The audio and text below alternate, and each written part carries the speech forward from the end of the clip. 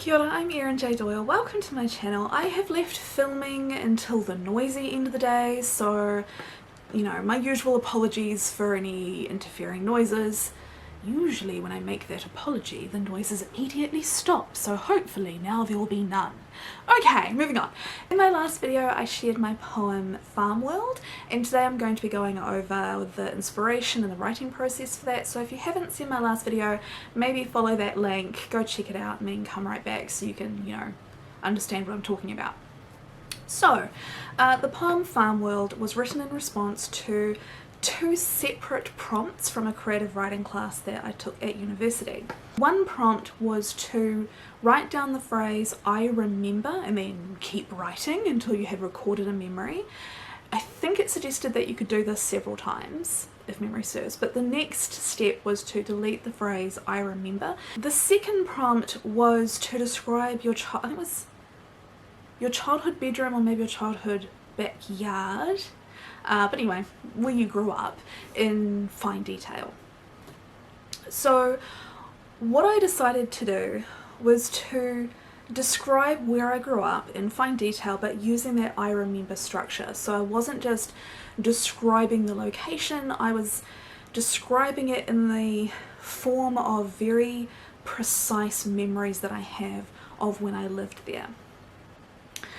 I decided to write about Farm World, which was a place I lived. It was an agricultural tourist attraction in the 80s and 90s, and I was the child of the staff. We actually were live-in employees, so this tourist attraction was my backyard. And when we first moved there, I was only 4 years old. So in New Zealand we start school at 5, so my older siblings were out of the house most of the week, and I was just running around this massive agricultural tourist attraction, sort of free-ranging it. Now, there were adults around. Obviously my parents were in the vicinity. I'm told I was supervised. I have a lot of memories where my mother isn't there, but I'm sure she's right that she, or at least one of the staff, were keeping an eye on me while I was just running around exploring the world. But I do remember doing things I don't think I was allowed, so don't know how. I might have been like, 1980s supervised on the farm. But anyway, so I had this really interesting place to play and grow in when I was a child. So when it came to choosing which of the many houses I have lived in would be the subject of this prompt, Farm World was of course the one that I picked. To be honest, that's kind of it. That's where the raw material from this poem came from. I just wrote down okay, things I remember about this place, and tried to focus in on those really precise details and some of the things that might have been shocking or surprising and opportunities I had to learn in the sort of 4-year-old very basic understanding of the world kind of way. So things like trying to find the peacock because someone had seen that it got its head stuck in a plastic 6-pack holder, and we had the whole family and the staff out in the stand of pine trees that were at the back of the property trying to find the peacock. That was kind of an interesting learning thing for a little kid to be involved in, because I got to see, a real life consequence for this thing that I knew was bad, and now I could see, because the bird is choking, oh no, and we have all of these people putting all of this effort into trying to fix it. So there was that little learning opportunity. When we tried to catch the eel in a bucket, this was just my sister and I mucking around. This was not like an actually eeling for food activity. So trying to capture an eel in a bucket on a string is not how you would catch an eel, but it was what we came up with. And that led to this lesson of, okay, this is not possible, maybe we should use bait. So I've tried to put in some of those little learning moments into the poem, just because, I guess because I was writing from that very young perspective, it felt appropriate. Like, the adventures come along with very obvious and basic learning.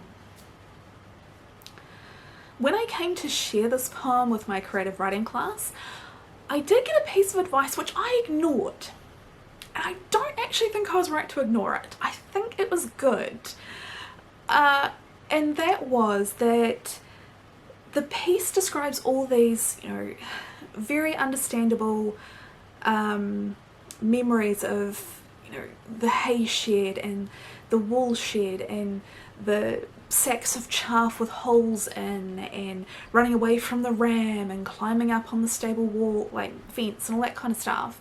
And then randomly there are memories of display cases which don't really make sense. Like, if you don't know that this is a tourist attraction with a built-in museum, why would a farmer have a collection of antique stuff? Now, if it was just lying around messy in the back shed, that might make sense, but if it's carefully behind display cases, then it suddenly doesn't. And someone said that it pulled them out of it and kind of confused them as to what was happening. And I think actually that's really valid. But at the time, everyone else in the group was like, well, it sounds neat, so keep it. And I did, but I think that person had a point.